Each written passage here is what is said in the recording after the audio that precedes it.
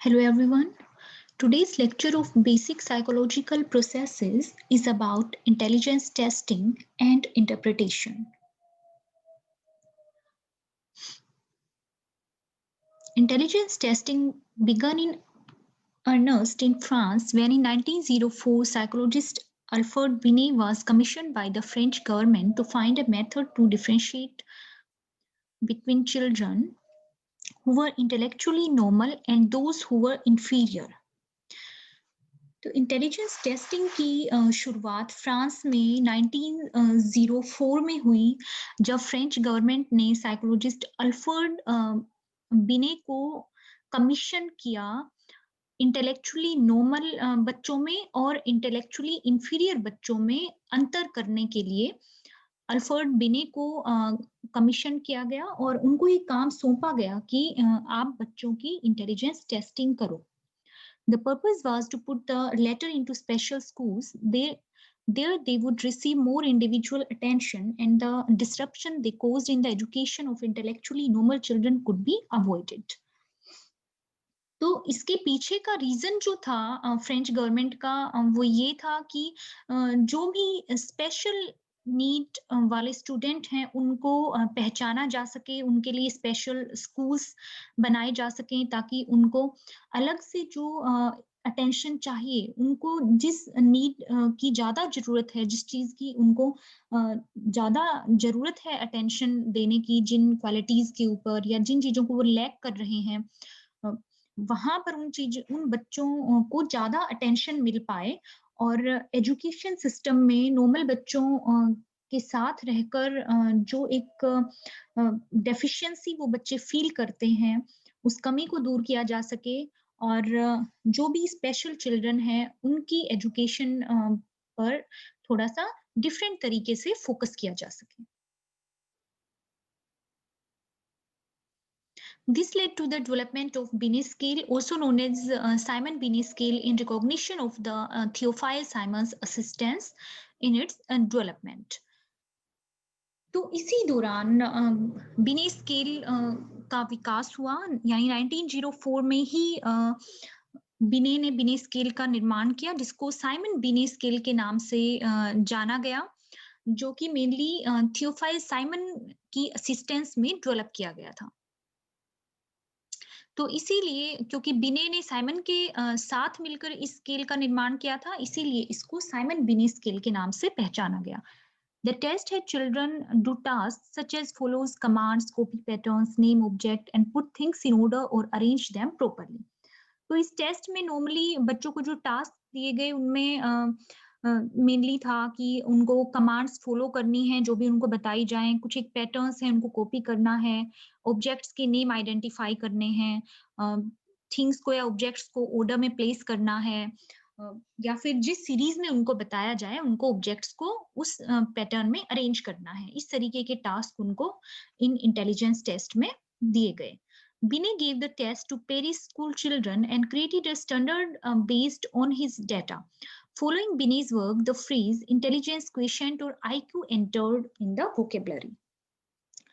तो बिने ने ये टेस्ट पेरिस के स्कूल्स में दिया बच्चों पर इंटेलिजेंस टेस्टिंग करने के लिए और उन स्कूल्स में जो भी डेटा कलेक्ट हुआ उसके बेस पर बिने के स्केल का स्टैंडर्डाइजेशन किया गया. अब बिने के वर्क को ही फॉलो करते हुए बाद में इंटेलिजेंस क्वोशिएंट वर्ड, जिसको आईक्यू शॉर्ट फॉर्म में कहा जाता है, वो वोकेबलरी में आया. In 1908, Binet-Simon scale was standardized and concept of mental age (MA) was introduced. तो 1908 में बिने साइमन स्केल को स्टैंडर्डाइज्ड किया गया और मेंटल एज, जिसको शॉर्ट फॉर्म में एमए के नाम से जाना जाता है, मेंटल एज का कंसेप्ट इंट्रोड्यूस हुआ. In this way the concept of MA mental age was first introduced in the Binet Simon scale of the intelligence in 1908.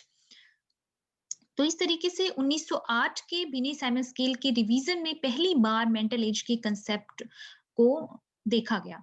In 1911, again Binet-Simon scale of intelligence was revised, and Binet told that the person having mental age is equal to chronological or physical ages falls under normal category of children. Mental age Less than chronological age is falls in mental retarded category, and mental age more than chronological or physical age falls in extraordinary or more than average category of intelligence. तो 1911 में बिने Simon scale of intelligence का दोबारा से revision किया गया, और 1911 की रिवीजन में बिने ने अ, बताया कि जिन लोगों की मेंटल एज और क्रोनोलॉजिकल एज या फिजिकल एज इक्वल है, वो नॉर्मल कैटेगरी ऑफ इंटेलिजेंस में आते हैं, यानी उनकी बुद्धि जो है वो सामान्य श्रेणी की है। जिन लोगों की मेंटल एज उनकी क्रोनोलॉजिकल या फिजिकल एज से कम है, वो लोग मेंटल रिटार्डेड की श्रेणी में आते हैं, और जिनकी मेंटल एज क्रोनोलॉजिकल एज जिसको फिजिकल एज भी कहा जाता है उससे अगर ज्यादा है, तो ऐसे व्यक्ति एक्स्ट्रा ऑर्डिनरी या फिर सामान्य से ज्यादा बुद्धि की श्रेणी में आते हैं। Lewis Sam Terman worked on revising the Simon Binet scale. इसके बाद लेवी सैम टर्मन ने साइमन बिने स्केल के रिवीजन पर काम किया। His final product published in 1916 as the Stanford revision of the Binet-Simon scale of intelligence, also known as the Stanford-Binet, became the standard intelligence test in the United States for the next several decades. तो Terman जैसे जैसे Simon Binet scale के revision पर काम कर रहे थे, तो उनका फाइनल रिवीजन 1916 में बिने Simon scale of standard revision of बिने साइमन स्केल ऑफ इंटेलिजेंस के रूप में सामने आया, जिसको कि स्टैनफोर्ड बिने स्केल के नाम से भी जाना जाता है। और 1916 में स्टैनफोर्ड रिवीजन ऑफ बिने साइमन स्केल ऑफ इंटेलिजेंस आने के बाद यूनाइटेड स्टेट में बहुत लंबे समय तक इसी स्केल को इंटेलिजेंस टेस्टिंग के लिए यूज किया जाता रहा। By the 1920s, mass use of the Stanford Binet scale and other tests had created a multi-million-dollar testing industry. और 1920 तक आते आते स्टैनफोर्ड बिनेट स्केल को बहुत ही ज्यादा इंटेलिजेंस टेस्टिंग में यूज किया जाने लगा, और एक इंटेलिजेंस टेस्टिंग इंडस्ट्री अपने आप में उभर कर सामने आई। अब हम बात करते हैं इंटेलिजेंस क्विशेंट और आईक्यू की, जिसको कि बुद्धि लब्धि के नाम से भी जाना जाता है। आईक्यू स्टैंड्स फॉर इंटेलिजेंस क्विशेंट, आई से इंटेलिजेंस एंड क्यू फॉर क्विशेंट। तो आईक्यू को इंटेलिजेंस क्विशेंट या बुद्धि लब्धि हिंदी में कहते हैं, इस नाम से भी जाना जाता है। Supposedly, it is a score that tells one how bright a person is compared to other people. तो नॉर्मली आईक्यू एक ऐसा स्कोर होता है जिससे हमें ये पता लगता है कि एक पर्सन दूसरे पर्सन के कंपैरिजन में कितना ज्यादा ब्राइट इंटेलिजेंस का है, या एक पर्सन की इंटेलिजेंस दूसरे पर्सन से कितनी ज्यादा डिफरेंट है। The average IQ is by definition 100. Scores above 100 indicate a higher than average IQ, and scores below 100 indicate a lower than average IQ. Average IQ को नॉर्मली 100 स्कोर के रूप में देखा जाता है। तो नॉर्मली 100 से ज्यादा आईक्यू अगर किसी की होती है, तो उसको मोर देन एवरेज इंटेलिजेंट के रूप में देखा जाता है, यानी सामान्य लोगों से ज्यादा बुद्धिमान माना जाता है उस व्यक्ति को। और अगर उसकी आईक्यू 100 से कम होती है, तो ऐसे व्यक्ति को सामान्य लोगों से कम बुद्धि का माना जाता है। Theoretically, scores can range any amount below or above 100, but in practice, they don't meaningfully go much below 50 or above 150. तो theoretically रेंज की अगर हम बात करते हैं, तो नॉर्मली जो रेंज निकल कर आती है स्कोर्स की, वो 100 से कम या ज्यादा हो सकती है। और जब स्कोर्स को हम देखते हैं, तो ज्यादातर 50 से कम स्कोर नहीं जाता है, और 150 से ज्यादा स्कोर नहीं मिलेगा, यानी कि मिनिमम स्कोर आईक्यू का 50 से कम नहीं देखा जाता है, और मैक्सिमम 150 से ज्यादा बहुत ही रेयरली देखने को मिलता है। William Stern suggested the concept of IQ in 1912. William stern ने 1912 में आईक्यू का कंसेप्ट सबसे पहले सजेस्ट किया था। देन 1916 में टर्मन ने बिने साइमन स्केल को रिवाइज किया, जिसका नाम की the Stanford revision of the Binet Simon intelligence पड़ा। इसका नाम ये इसलिए रखा गया क्योंकि इसका रिवीजन स्टैनफोर्ड यूनिवर्सिटी में किया गया था। तो टर्मन ने अपने इस रिवीजन में जो है वो आईक्यू के कंसेप्ट को पहली बार 1916 में एक प्रॉपर वे में यूज किया. He used the formula for assessing IQ in the Stanford revision of the Binet Simon scale in 1916. तो टर्मन ने ही आईक्यू का जो अभी रिसेंटली हम फॉर्मूला यूज करते हैं वो 1916 में Stanford revision of the Binet Simon scale में इंट्रोड्यूस किया उस फॉर्मूला को. और ये फॉर्मूला हम इस तरीके से मेंशन करते हैं. IQ is equal to MA upon CA into 100. MA यहाँ पर मेंटल एज है, मानसिक आयु कह सकते हैं, और CA क्रोनोलॉजिकल एज और फिजिकल एज या शारीरिक आयु इसको कहा जा सकता है. अब हम बात करते हैं टर्मर्स स्टैनफोर्ड बिने 1916 क्लासिफिकेशन. टर्मर ने 1916 के बिने-साइमन स्केल रिवीजन में जो क्लासिफिकेशन दी थी वो किस तरीके से दी गई थी. टर्मर स्टैनफोर्ड बिने ओरिजिनल 1916 क्लासिफिकेशन, यहाँ पर आईक्यू स्कोर्स का रेंज दिया गया है और उसके अकॉर्डिंग इंटेलिजेंस यहाँ बताई गई है कि किस तरीके की इंटेलिजेंस होती है. तो हम पहले लोअर रेंज से स्टार्ट करते हैं. हम नीचे से देखते हैं पहले. अगर किसी की आईक्यू बिलो 70 है, अगर 70 से कम आईक्यू स्कोर आता है तो उसको डिफाइनाइट फीबल माइंडेडनेस में रखा जाता है. अगर 70 टू 79 आईक्यू स्कोर आया है किसी पर्सन का तो वो बॉर्डर लाइन इंटेलिजेंस की कैटेगरी में आता है.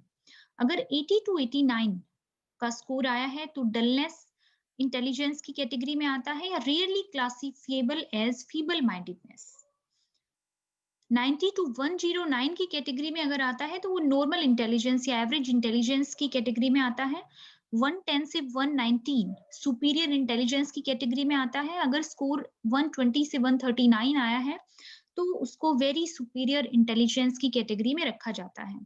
अगर आईक्यू स्कोर अबव 140 आया है तो उसको नियर जीनियस या फिर जीनियस की कैटेगरी में रखा जाता है, जो कि 140 से ज्यादा स्कोर बहुत ही कम लोगों का पाया जाता है. नॉर्मली लोग 90 से 109 की कैटेगरी में स्कोर आते हैं लोगों के. तो इसके बाद 1916 के बाद टर्मन ने मेरिल के साथ मिलकर एक और क्लासिफिकेशन दी 1937 में. तो यहाँ पर 1937 में स्टैनफोर्ड बिने स्केल का ही सेकंड रिवीजन किया गया जो कि टर्मन और मेरिल ने मिलकर किया. तो उसकी क्लासिफिकेशन की हम बात करेंगे कि किस तरह के चेंजेस किए गए यहाँ पर. तो यहाँ जो टर्मन ने यहाँ बिलो 70 की रेंज उन्होंने बताई थी उसी में उन्होंने थोड़ा सा आगे और चेंज किया है. जैसे यहाँ पर स्कोर रेंज उन्होंने स्टार्ट की है 30 टू 69 से. 30 टू 69 की कैटेगरी में जो लोग आते हैं उनको मेंटली डिफेक्टिव इंटेलिजेंस की कैटेगरी में रखा जाता है. 70 टू 79 स्कोर्स रेंज जिनका होता है उनको बॉर्डर लाइन डिफेक्टिव की कैटेगरी में रखा जाता है. 80 टू 89 स्कोर अगर किसी का आता है लो एवरेज इंटेलिजेंस की कैटेगरी में आते हैं. 90 टू 109 ये सेम ही है एवरेज कैटेगरी इसको बोल सकते हैं या नॉर्मल एवरेज इंटेलिजेंस कैटेगरी कहा गया है यहाँ पर. 110 से 119 अगर स्कोर है तो हाई एवरेज इंटेलिजेंस की कैटेगरी में आते हैं. 120 से 139 स्कोर वाले व्यक्ति सुपीरियर इंटेलिजेंस की कैटेगरी में आते हैं. और 140 से 169 स्कोर रेंज अगर रहता है तो ऐसे लोग वेरी सुपीरियर इंटेलिजेंस की कैटेगरी में आते हैं. लेकिन नॉर्मली अभी भी टर्मन ने जो 1916 में स्टैनफोर्ड बिने क्लासिफिकेशन दी थी आईक्यू रेंज की या आईक्यू क्लासिफिकेशन वो सबसे ज्यादा यूज अभी भी की जाती है. तो आपको ये जरूर याद रखनी है. नेक्स्ट हम बात करते हैं टाइप्स ऑफ इंटेलिजेंस टेस्ट की कि इंटेलिजेंस टेस्ट के प्रकार किस कौन कौन से हैं. On the basis of subject के बेस के ऊपर दो तरह के टेस्ट देखने को मिलते हैं. फर्स्ट है इंडिविजुअल इंटेलिजेंस टेस्ट, व्यक्तिगत बुद्धि परीक्षण कहा जाता है इनको. और दूसरा है group intelligence test.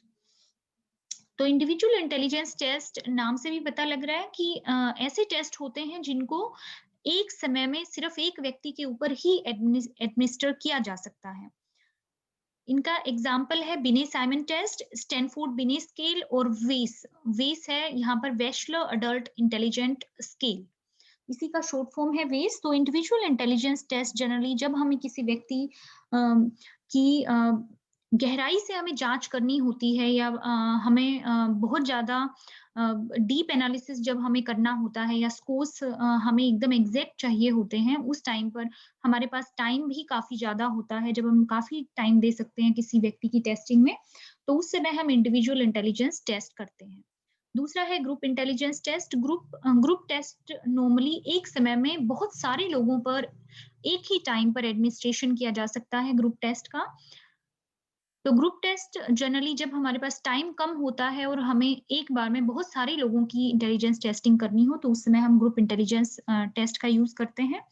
Group test का ग्रुप इंटेलिजेंस टेस्ट का जन्म अमेरिका में हुआ माना जाता है कि जब फर्स्ट वर्ल्ड वॉर में अमेरिकन आर्मी में वहाँ के सैनिकों की इंटेलिजेंस को टेस्ट करने के लिए सबसे पहले ग्रुप इंटेलिजेंस टेस्ट का यूज़ किया गया था।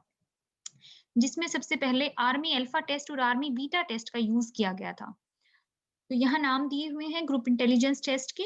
एग्ज़ाम्पल एक तो यही है army alpha test and army beta test. एक है टर्मस ग्रुप इंटेलिजेंस टेस्ट और ओटी सेल्फ एडमिनिस्ट्रेटिव टेस्ट। तो ये सारे ग्रुप इंटेलिजेंस टेस्ट के एग्ज़ाम्पल हैं। फिर सेकंड आता है on the basis of content कि कंटेंट किस तरीके का है किसी भी टेस्ट का, उसके बेस पर हम देखते हैं कि टेस्ट का प्रकार क्या है। कंटेंट के बेस पर भी यहाँ पर 2 टेस्ट बताए गए हैं, वर्बल टेस्ट और non verbal test. Verbal test वाचिक टेस्ट कहते हैं इनको, नॉन वर्बल को अवाचिक बुद्धि परीक्षण कहा जा सकता है। Verbal intelligence test are those which require the use of language to answer the test item. तो जिन टेस्ट आइटम्स का आंसर देने के लिए लैंग्वेज की जरूरत पड़ती है, भाषा को पढ़ने की या भाषा को समझने की जरूरत पड़ती है, वहां पर वर्बल टेस्ट हम यूज करते हैं। नॉर्मली वर्बल टेस्ट ओनली पढ़े लिखे लोगों पर ही अप्लाई हो सकते हैं, लिटरेट लोगों पर इनका यूज नहीं किया जा सकता है। नॉन वर्बल टेस्ट ऐसे टेस्ट होते हैं जिनमें आइटम्स को पढ़ने में या उनका आंसर देने में लैंग्वेज की जरूरत नहीं होती है। तो वहां पर नॉर्मली जो आइटम होते हैं वो नॉन वर्बल आइटम्स होते हैं, यानी उनको सिर्फ देखकर ही व्यक्ति उनका जवाब दे सकता है। वहां पर पढ़ने की या लिखने की इतनी ज्यादा जरूरत इन टेस्ट में नहीं होती है। तो नॉन वर्बल टेस्ट इलिटरेट लोगों पर भी इजीली अप्लाई हो सकते हैं या यहाँ पर हम बोल सकते हैं कि भई कल्चरल इफेक्ट कम देखने को मिलता है नॉन वर्बल टेस्ट में। इस तरीके के टेस्ट बनाए जाते हैं नॉर्मली। तो नॉन वर्बल टेस्ट में क्या-क्या किसी भी सब्जेक्ट को करना पड़ता है नॉर्मली, किस तरीके के आइटम हो सकते हैं वो यहाँ दिए गए हैं। रिलेशनशिप ऑफ फिगर व्हिच में बी आइदर फंक्शनल और स्पेशल। तो नॉर्मली फिगर्स दिए रहते हैं, उन फिगर्स में आपस में रिलेशनशिप देखना रहता है, या तो फंक्शनल रिलेशनशिप देखना हो सकता है या फिर स्पेशल रिलेशनशिप देखना हो सकता है, यानी कि कोई आधी अधूरी आकृति दे दी जाएगी और उसको कंप्लीट करना होगा। इस तरीके के आइटम हो सकते हैं। फिगर्स को ड्रॉ करना दिया जा सकता है, स्पेशली ह्यूमन फिगर्स हो सकते हैं या कई बार एनिमल फिगर्स भी ड्रॉ करने के लिए कहा जा सकता है। पिक्चर्स को या पैटर्न्स को कंप्लीट करने के लिए कहा जा सकता है। इसके अलावा स्पेस रिलेशनशिप को एनालिसिस करने के लिए कहा जा सकता है कुछ एक डायग्राम्स के थ्रू। एंड थर्ड यहाँ पर है performance test. These test are administered to the illiterate person. तो नॉर्मली परफॉर्मेंस टेस्ट में कुछ ना कुछ एक्ट करने को कहा जाता है सब्जेक्ट को, उनको कोई एक्ट परफॉर्म करने के लिए कहा जाता है। परफॉर्मेंस टेस्ट नॉर्मली इलिटरेट लोगों पर अप्लाई किए जाते हैं, बट ऐसा नहीं है कि हर समय लिटरेट लोगों पर ही अप्लाई किए जाते हैं। परफॉर्मेंस टेस्ट पढ़े लिखे लोगों पर भी अप्लाई किए जा सकते हैं। These tests generally involve the construction of certain pattern or solving problem in term of concrete material. तो ऐसे टेस्ट में नॉर्मली ठोस मटेरियल का इस्तेमाल किया जाता है, प्रॉब्लम को सोल्व करने को बोला जाता है सब्जेक्ट को, या कुछ एक पैटर्न बनाने के लिए बोला जाता है सब्जेक्ट को। यहाँ कुछ एक परफॉर्मेंस टेस्ट के नाम दिए गए हैं। For example Kohs block design test है। इनमें कुछ एक ब्लॉक्स दिए रहते हैं जिनको मिलाकर डिजाइन कंस्ट्रक्ट करना रहता है। सब्जेक्ट को द क्यूब कंस्ट्रक्शन टेस्ट। इसमें क्यूब्स दिए रहते हैं, उन क्यूब्स की हेल्प से कंस्ट्रक्शन करना होता है सब्जेक्ट को। And the pass along test. Pass along test में बहुत सारे अलग-अलग तरह के आइटम्स हैं उसमें, डिफरेंट